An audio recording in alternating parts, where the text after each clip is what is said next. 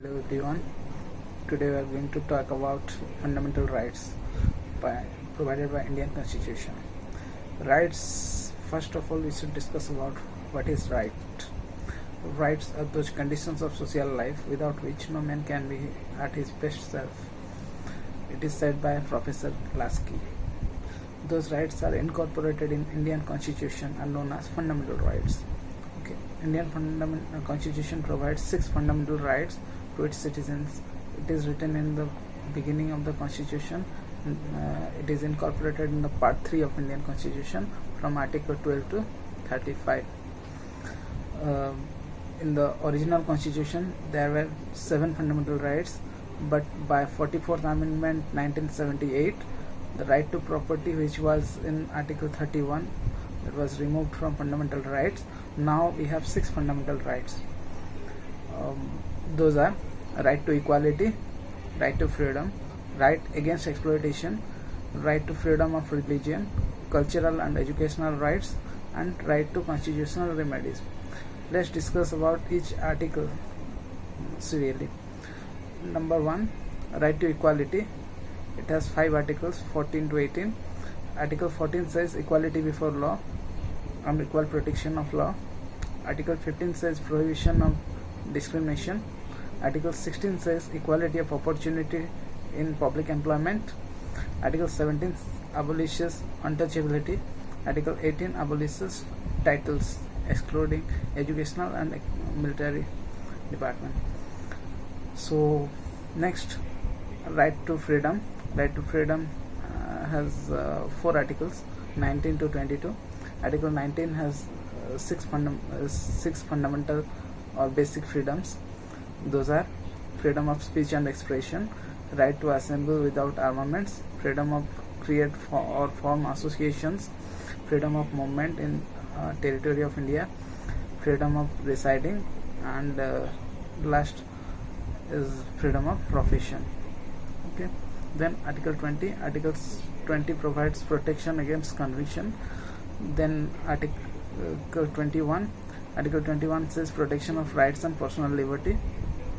Then Article 21A, this was introduced by 82nd Amendment 2002. Article 21A says right to education or RTE for the children of age 6 to 14 years.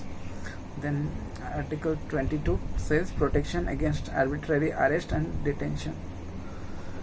Then number 3, right to against exploitation. There are only 2 articles, Article 23 and 24. Article 23 prohibits human trafficking and forced labor, and Article 24 prohibits employment of children in up to age of 14 in dangerous industries or hazardous industries. Next next number 4, right to freedom of religion.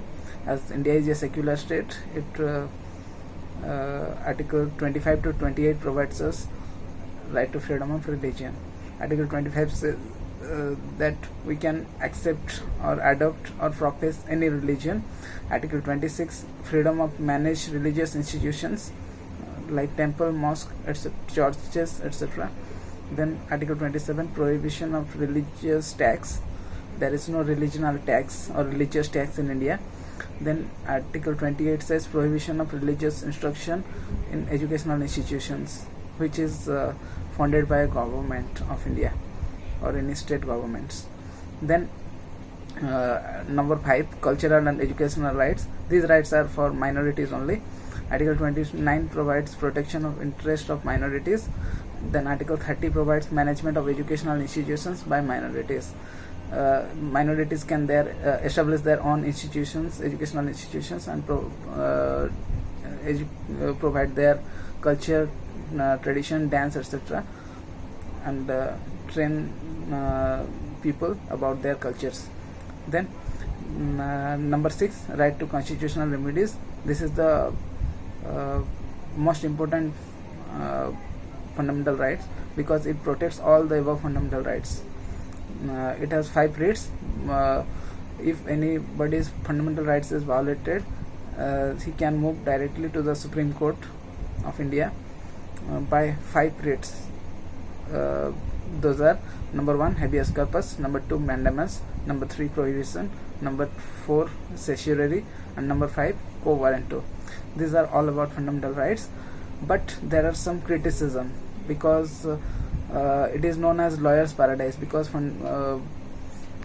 lawyers can use these fundamental rights. It is not very clear to the common people, so lawyers always try to utilize it as for their own benefits. Then those criticisms are: number 1, difficult language. Fundamental rights are very tough language, so it is not easy for common people to understand all the fundamental rights, so lawyers can use that according to their requirements. Number 2, limited rights. In various constitutions like US and France, they have more fundamental rights than India. Then number 3, excessive restrictions. There are so many restrictions in fundamental rights, that's why fundamental rights are known as negative rights. Then number 4, reasonable restrictions. There are some reasonable restrictions. So this is all about fundamental rights. If you have any doubt, you can ask me in the comment section. Thank you.